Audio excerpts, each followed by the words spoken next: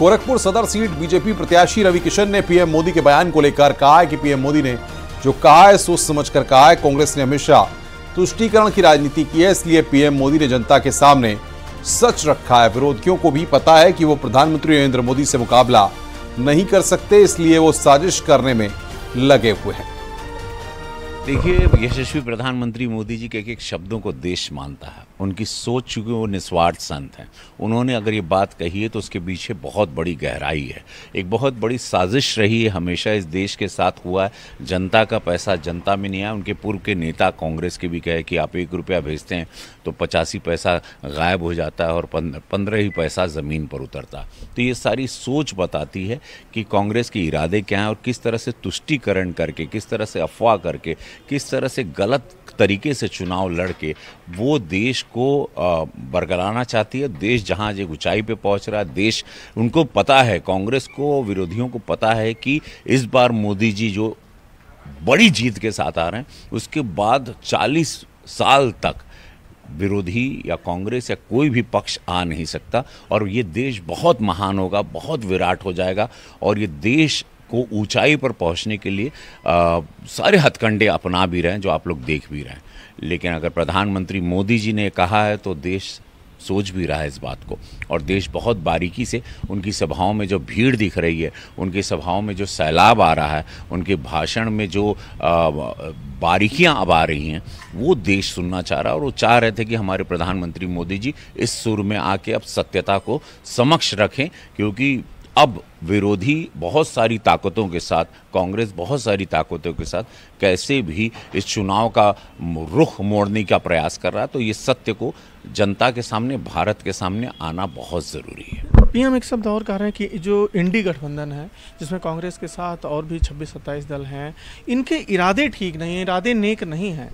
देखिए, इरादे ठीक नहीं, क्योंकि उनका आप इतिहास उठा लीजिए, सबका इतिहास आप बारी बारी जो गठबंधन में सबका इतिहास उठा लिया। और हमारे प्रधानमंत्री मोदी जी पर एक दाग ही नहीं, एक आरोप नहीं है कि उन्होंने देश की जनता का पैसा या सरकार का कोई फ़ायदा अपने परिवार के लिए और अपने स्वार्थ के लिए इस्तेमाल किया। ये आप देख लीजिए। और जो इतने 26 पार्टी जो आ रही हैं, जो उनके अपोजिट एक रूप लेके आ रही हैं, उनका इतिहास आप उठा लीजिए, आपके सामने दूध का दूध, पानी का पानी हो जाएगा। कैबिनेट मंत्री संजय निषाद ने आज गोरक्षनाथ मंदिर में सीएम योगी आदित्यनाथ से मुलाकात की और उन्हें संत कबीर नगर में अपने ऊपर हुए हमले की जानकारी दी। साथ ही उन्होंने सीएम योगी से सुरक्षा बढ़ाने की मांग की है। संजय निषाद ने हमले को सुनियोजित बताया और संजय निषाद ने आरोप लगाया है कि जिसने हमला किया उनके घर पर समाजवादी पार्टी का झंडा लगा है। ऐसे लोग समाज को भी बदनाम करते हैं। तो इनके ऊपर हमला हो गया था, उस दौरान आपने उस हमले का आरोप समाजवादी पार्टी के कार्यकर्ताओं पे लगाया और आज मुख्यमंत्री जी से आपकी मुलाकात भी हुई है, तो क्या कुछ आपकी बात हुई? पहले तो हमला के बारे में जनता जब सही बात जाने तो सही होता। एक गरीब समुदाय मतलब मेरा है, वो काट दिया था और वो कसरवल कांड जहाँ हुआ था उससे 1-1.5 किलोमीटर दूर वो गाँव है। आधे सादे हैं, आधे सादे। वहाँ शादी समारोह में लगभग 12 बजे रात को पहुँचा और हम लोग निकल रहे थे और लोगों ने कहा घर वालों के लड़के लड़की को आशीर्वाद दे दे तब जाइए। उसके लिए मैं रुक गया। तो जैसे लड़के भी स्टेज पर चढ़े, कुछ लोग आए थे तो कुछ वहाँ के हमलावर पीछे थे और अपशब्दों का बौछार कर रहे थे। फिर वो आगे आए और आगे आए तो मैंने कहा कि भाई उसको रोकने का प्रयास किया कि इस तरीके का अमर्यादित भाषाओं का प्रयोग में।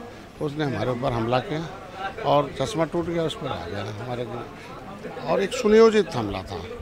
इसलिए था कि एक तो हमारे यहाँ घटना राजनीति में की जाती है कि अगर भी निषादों का गांव है, मोहल्ला है, 100 लोग हैं, उसमें हमला कर दोगे उसके मंत्री के ऊपर, तो वो उस तरीके का होगा कि गुस्से में आएंगे, वहाँ कुछ और घटनाएं हो जाएंगी।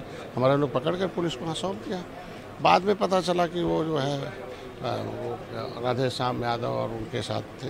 बाद में पता चला उनके घरों पर समाजवादी पार्टी के झंडे हैं, इसलिए कहा जाता। तो मैं कह रहा था कि उसका इतिहास रहा कि ऐसे प्रवृत्ति के आदमी हैं और ऐसे प्रवृत्ति के आदमी के घर पर झंडा है, इसका मतलब उस पार्टी का जिम्मेदारी बनती है कि ऐसे प्रवृत्ति के लोगों की वजह से समाजवादी पार्टी आज कलंकित हो गई और उस वजह से यादव समुदाय भी कलंकित हो रहा है। तो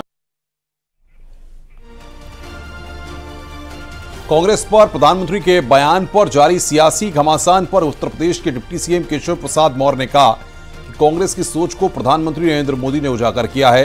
कांग्रेस जब सत्ता में थी तो उसने वही किया है जो प्रधानमंत्री ने कहा है। प्रधानमंत्री ने चुनाव में कांग्रेस के काले कारनामे को उजागर कर दिया है। को माननीय प्रधानमंत्री जी ने उजागर कर दिया है। कांग्रेस जब सत्ता में थी उसने वही किया है जो हमारे माननीय प्रधानमंत्री जी ने कहा है, और उन्हें दोबारा कभी सत्ता में आने का मौका मिल जाए तो वो वही करेंगे जो उनका अधूरा काम छूटा हुआ है। इसलिए कांग्रेस मुक्त भारत देश, सपा बसपा मुक्त उत्तर प्रदेश।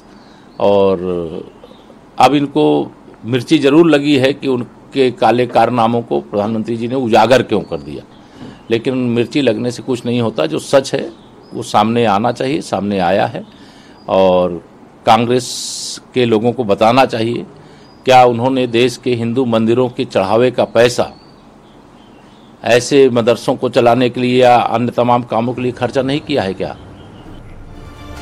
और अब वक्त है एक छोटे से ब्रेक का। खबरों का सिलसिला लगातार जारी है, आप देखते रहिए न्यूज़ 18।